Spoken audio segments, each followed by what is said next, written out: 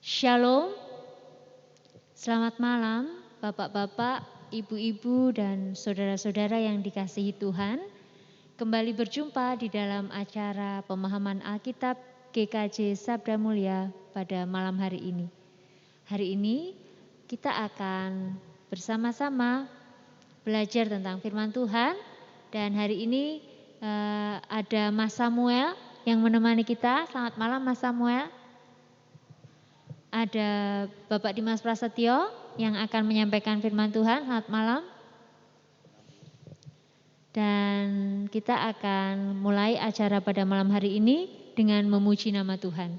Kami percaya Bapak, Ibu, dan saudara-saudara terkasih masih tetap semangat. Di dalam segala keterbatasan kita masih diberikan waktu untuk bersekutu bersama, untuk beribadah di masa-masa Prapaskah ini. Mari kita akan pujikan lagu dari NKB nomor 85. Kita pujikan 2 kali.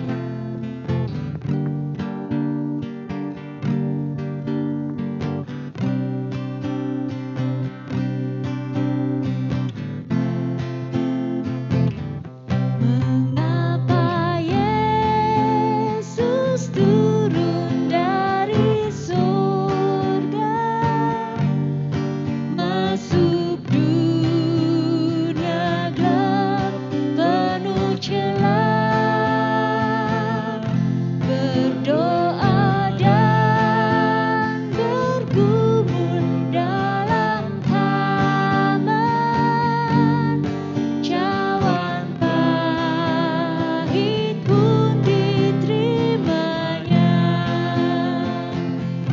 Mengapa Yesus menderita didera dan mahkota duri pun dipakainya? Mengapa Yesus mati bagi saya? Kasih-Nya, ya karena kasih-Nya. Kita pujikan bait pertama sekali lagi.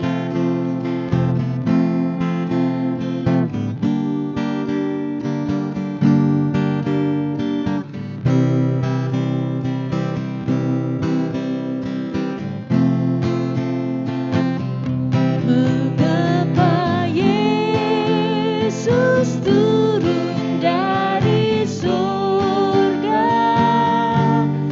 masuk dunia gelap penuh celah, berdoa dan bergumul dalam taman,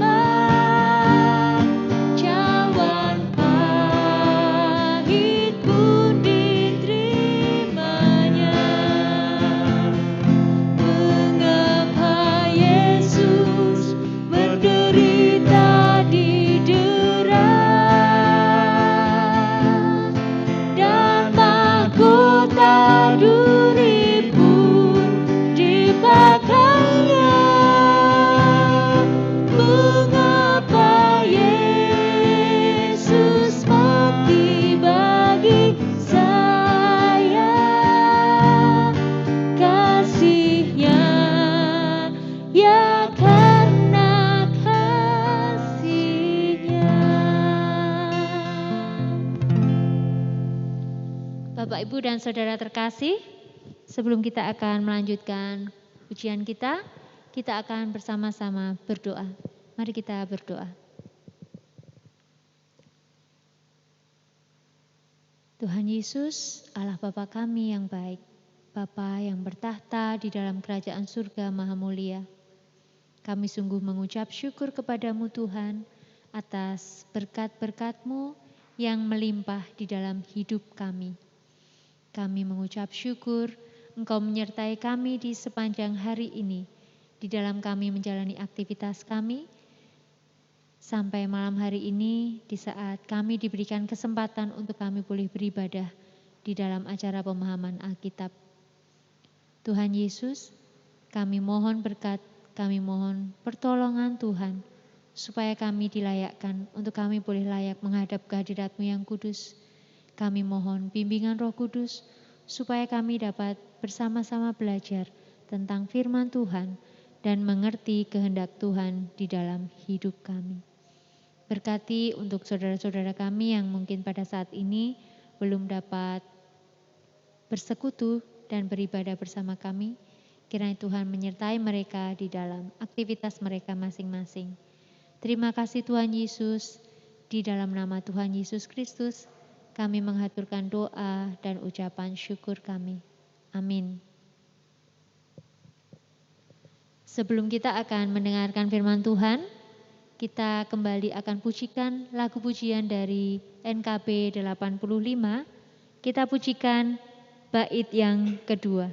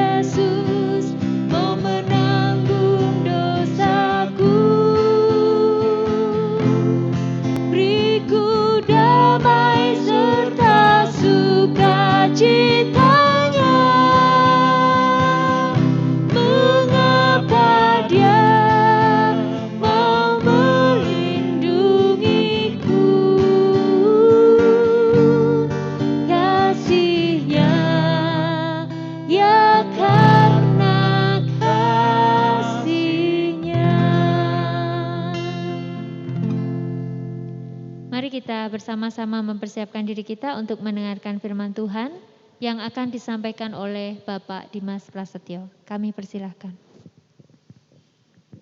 Terima kasih Ibu Ayu dan Bapak Samuel atas partisipasinya di dalam menghantar kita semua untuk mengikuti persekutuan doa di dalam masa Prapaskah. Persekutuan doa yang keempat. Firman Tuhan pada saat ini akan kita baca bersama di dalam kitab Injil Markus. Bisa dipersiapkan. Kitab Injil Markus pasal 15 ayat 34.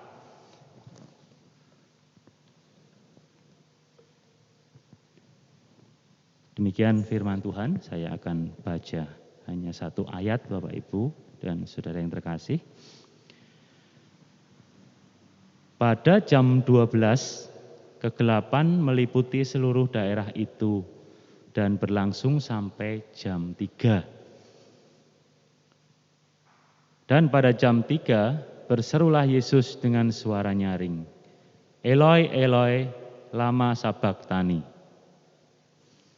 Yang berarti, Allahku, Allahku, mengapa engkau meninggalkan aku? Demikianlah firman Tuhan telah kita bersama dengar. Berbahagialah setiap kita yang mendengar, merasa-rasakan firman Tuhan dan melaksanakannya di dalam kehidupan kita sehari-hari. Haleluya. Shalom Bapak Ibu dan saudara-saudari yang terkasih, saat ini kita memasuki masa Prapaskah dan persekutuan doa yang keempat. Firman Tuhan di atas yang telah kita dengar menyebutkan kata-kata Allahku, Allahku, mengapa engkau meninggalkanku? Ini kata-kata yang diucapkan ataupun diteriakkan oleh Yesus pada saat Yesus berada di kayu salib. Apabila kita membayangkan kita berada di lokasi tempat Yesus disalib dan kita menyaksikan peristiwa tersebut, kira-kira apa perasaan kita semua, perasaan Bapak Ibu, perasaan adik-adik semua ketika menyaksikan proses penyaliban dan kemudian mendengarkan suara teriakan yang lantang dari Yesus.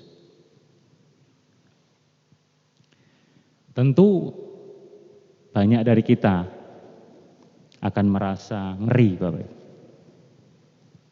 Sama seperti sewaktu kita kebetulan kita melintas di jalan raya dan terjadi suatu kejadian yang mengerikan, misalkan kecelakaan. Tentu kita akan merasa ngeri. Kadang-kadang kita tidak berani untuk melihat, menengok, apalagi untuk mengamati lebih dekat, apalagi untuk menolong. Melalui WA, seringkali kita juga menerima pesan-pesan yang berisi informasi terkait hal-hal yang bersifat ngeri, Bapak Ibu. Dan terkadang kita langsung hapus, kita tidak mau melihat karena pasti akan membuat suasana hati kita tidak nyaman.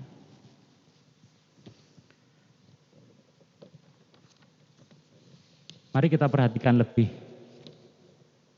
teliti bahwa teriakan dari Yesus pada saat itu secara jelas ditujukan kepada alamat yang jelas pula, yaitu Allah.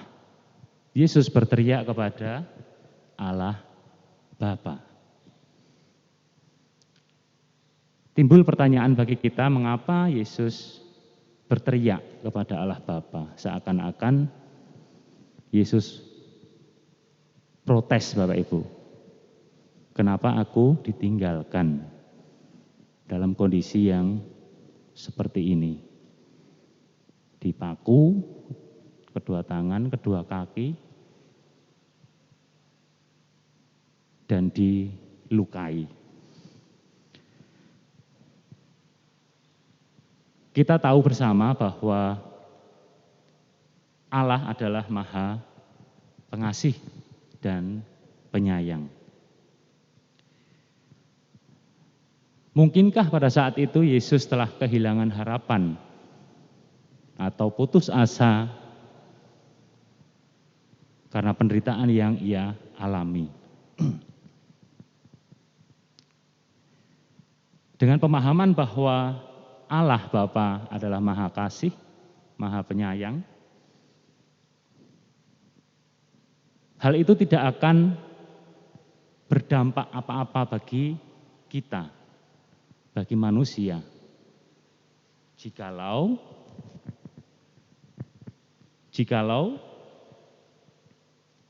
kita tidak bisa merasakan kasih Allah. Kita tidak bisa merasakan kasih sayang dari Allah. Bapak, Ibu, dan saudara-saudari yang terkasih, di dalam kehidupan ini, jikalau kita mampu untuk merasakan kasih Allah di dalam hidup kita, di dalam hati kita, maka seberat apapun, sebesar apapun permasalahan yang kita hadapi, kita akan tetap dapat berdiri tegak, tegar, kuat, serta yang terpenting tidak kehilangan pengharapan. Penderitaan yang pada saat itu ditanggung oleh Yesus, yang puncaknya adalah penyalibannya di kayu salib, menyebabkan manusia tidak perlu lagi untuk berteriak seperti yang Yesus teriakkan pada saat itu. Dan manusia tidak perlu lagi mempertanyakan kehadiran Allah di dalam setiap penderitaan ataupun permasalahan yang kita hadapi.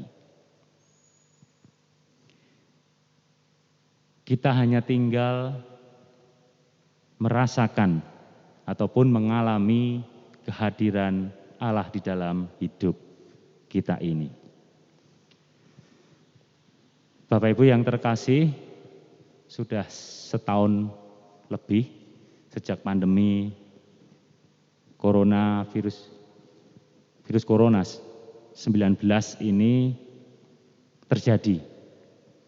Dan banyak sekali hal-hal yang terjadi diakibatkan oleh virus ini, begitu luar biasa. Ribuan, bahkan jutaan orang harus kehilangan nyawa karena pandemi ini.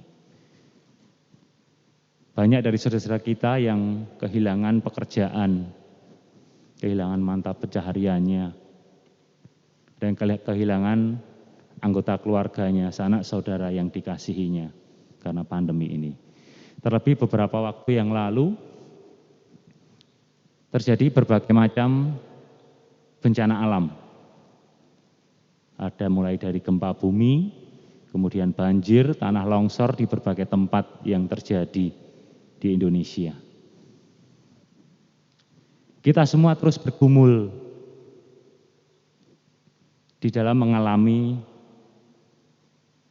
penderitaan dalam hidup ini.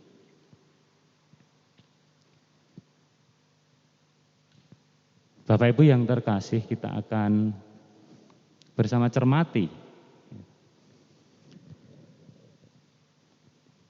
terkait dengan apa yang kita alami. Hidup yang kadangkala penuh duka cita, penuh kesedihan, penuh penderitaan. Beberapa waktu yang lalu saya sempat mengikuti satu acara yang memang mengupas tentang pergulatan hidup manusia. Dan ada satu kasus yang diangkat, yaitu terkait dengan kecelakaan dari pesawat Sriwijaya Air, yang pada saat itu selama berminggu-minggu bahkan itu ditayangkan dalam media televisi.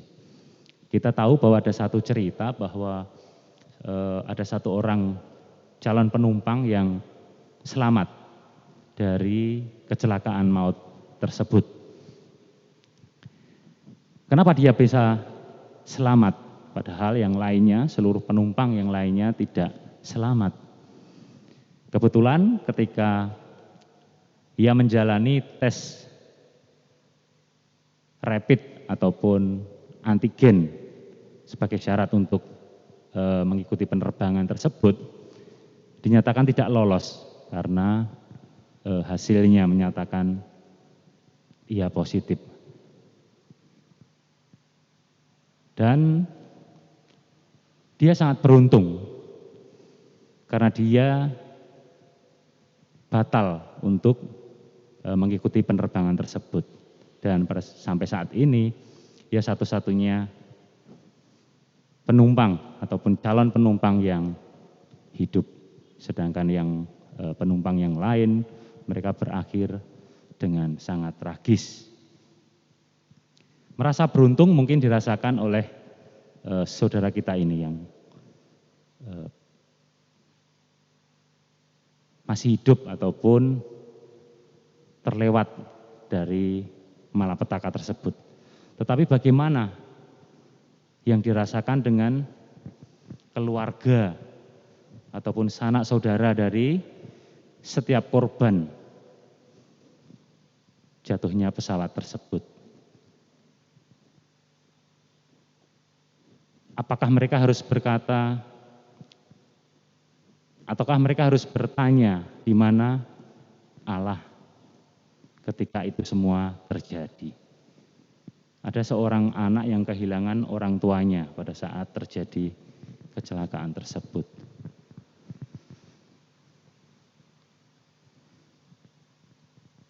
Penderitaan Bapak Ibu yang terkasih, ataupun luka, timbul karena ada lekatan ataupun kedekatan. Lekatan apabila dipisahkan dari dua benda yang melekat, apabila dipisah, itu tentu akan menimbulkan luka, menimbulkan robekan, yang itu semua menyebabkan rasa sakit.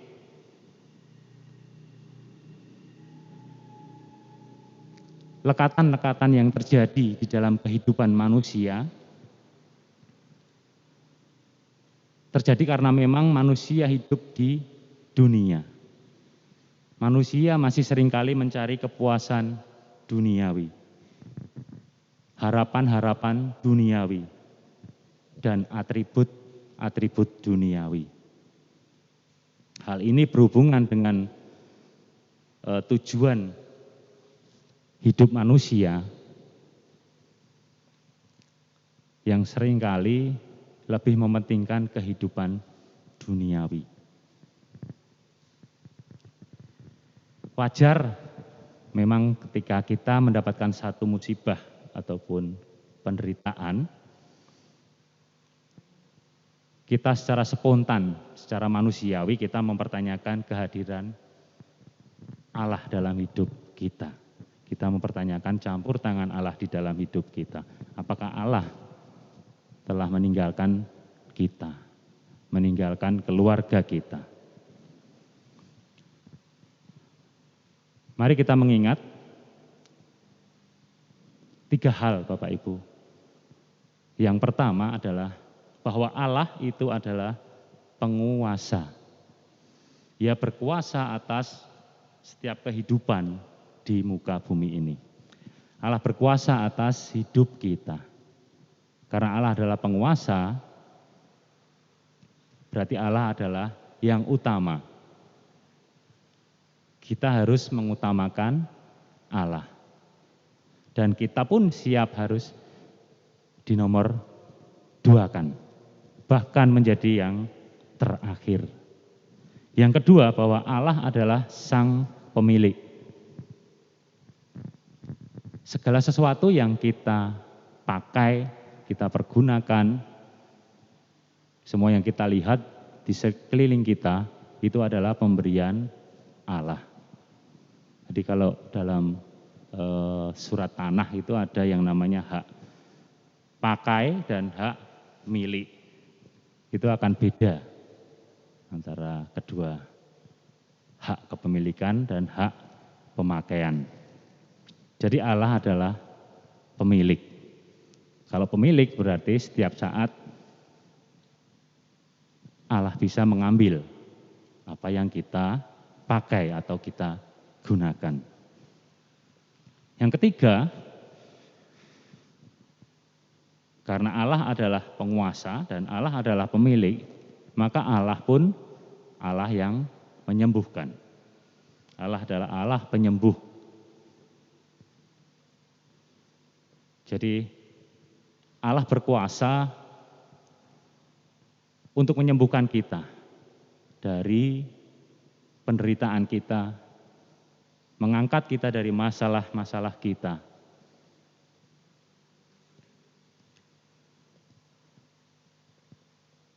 Konsekuensinya berarti kita harus merelakan setiap hal yang terjadi di dalam kehidupan kita sehari-hari.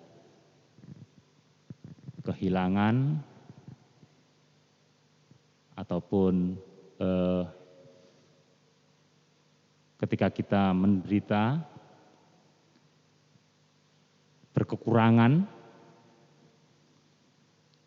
Kita dilahirkan tidak seberuntung saudara kita yang lain.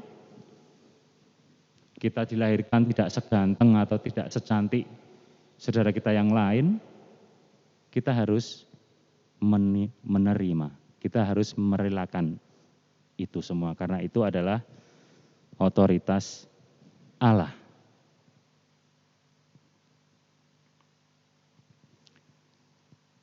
Di dalam bacaan kita, di dalam kitab Markus pasal 15 ayat 34 yang menggambarkan sepotong adegan tentang penyaliban Yesus pada saat itu, menceritakan kepada kita bahwa Yesus telah terlebih dahulu mengalami penderitaan dibandingkan dengan kita.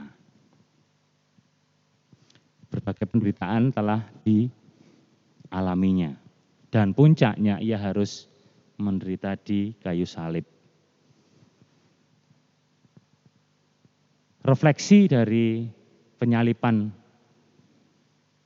Yesus Kristus. Setidaknya ada 3 hal yang menarik untuk kita cermati. Sosok Yesus yang terpaku di kayu salib. Yang pertama adalah Yesus dipaku. Dipaku di tangan, kedua tangan dan kedua kakinya.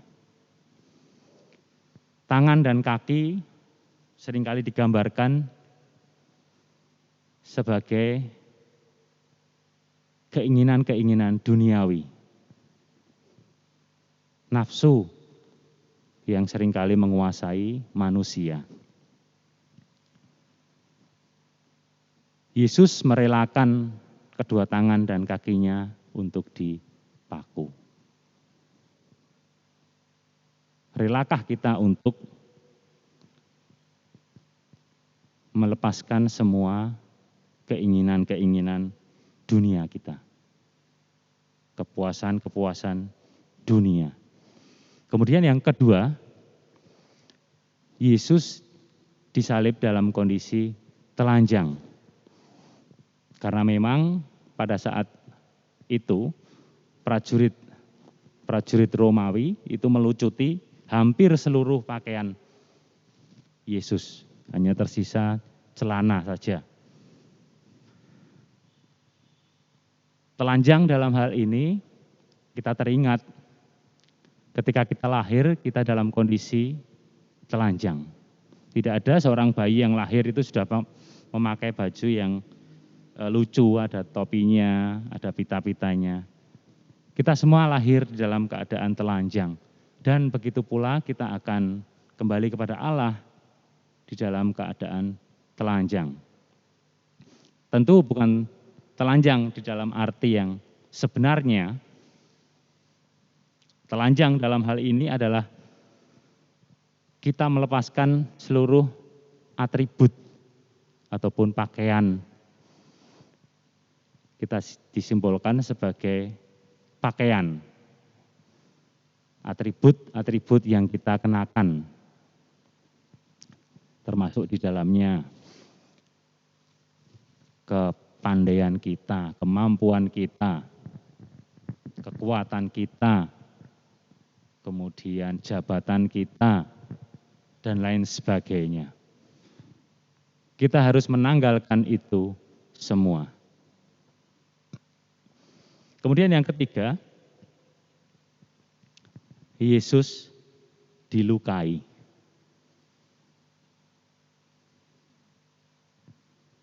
Gambaran yang pertama adalah Yesus dipaku, kemudian Yesus ditelanjangi, dan Yesus dilukai.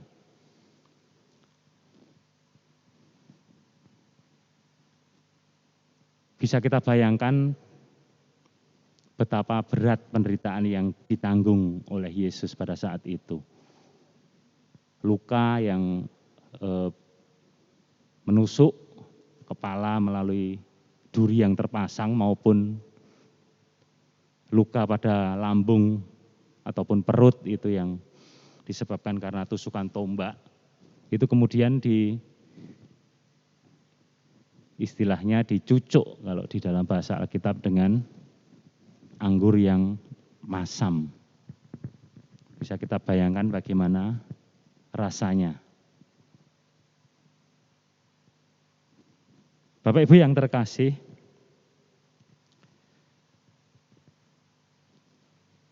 kuncinya adalah bahwa Yesus setia di dalam menjalani setiap proses.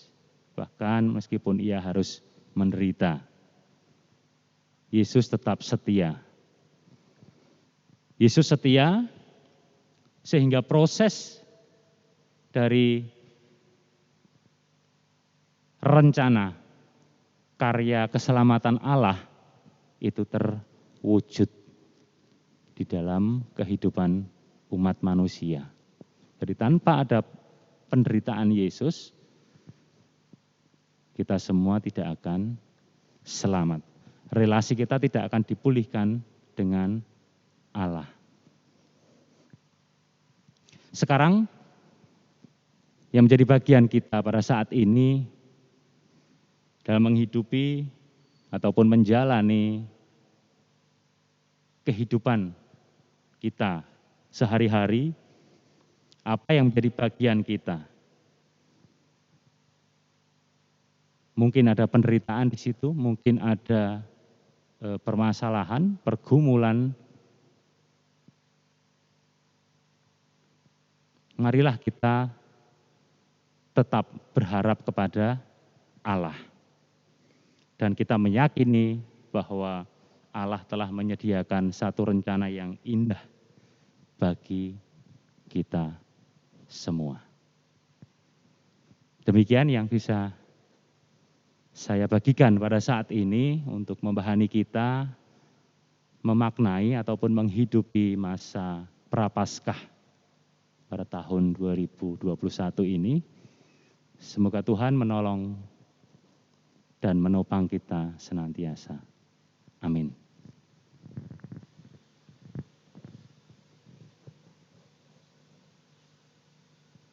Bersama kita akan bersaat teduh.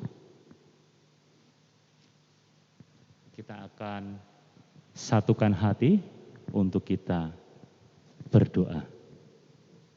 Mari kita berdoa. Kami bersyukur ya Allah, jika kami telah mendengarkan firman-Mu pada saat ini. Kami bersyukur Engkau menguatkan kami bahwa di dalam Engkau senantiasa ada pengharapan.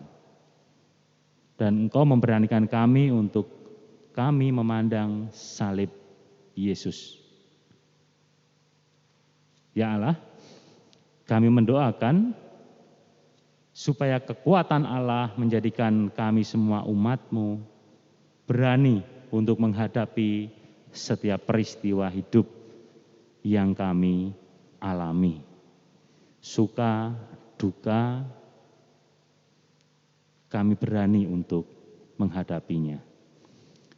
Terima kasih Tuhan, kami mendoakan bagi setiap hamba-Mu yang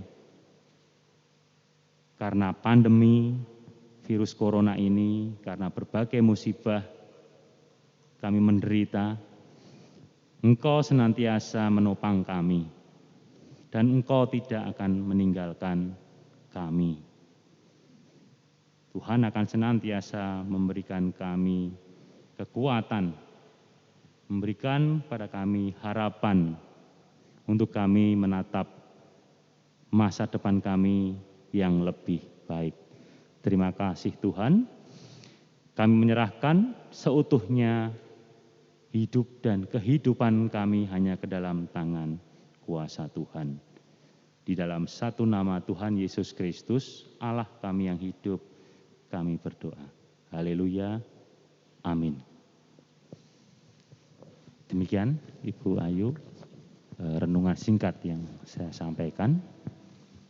Dan terima kasih atas waktu dan kesempatannya. Terima kasih untuk Bapak Dimas Prasetyo yang sudah menyampaikan firman Tuhan pada malam hari ini, yang akan memberikan kita kekuatan di dalam kita menjalani hari-hari ke depan. Bapak, Ibu, dan saudara-saudara terkasih, tiba saatnya di akhir acara pemahaman Alkitab pada malam hari ini. Untuk menutup acara pada malam hari ini, kita akan bersama-sama pujikan lagu dari Kidung Jemaat nomor 169, Memandang Salib Rajaku. Kita akan nyanyikan bait yang pertama dan bait yang kedua.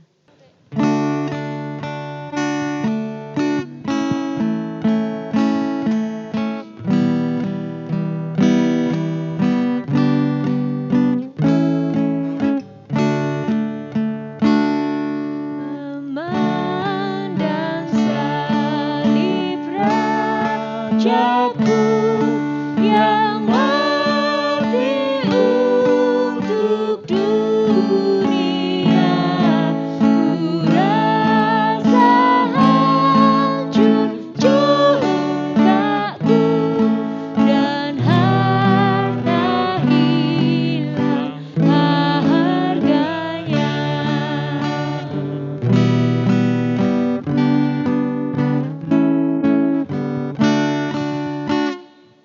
Tak boleh aku bermegah selain di dalam salib-Mu.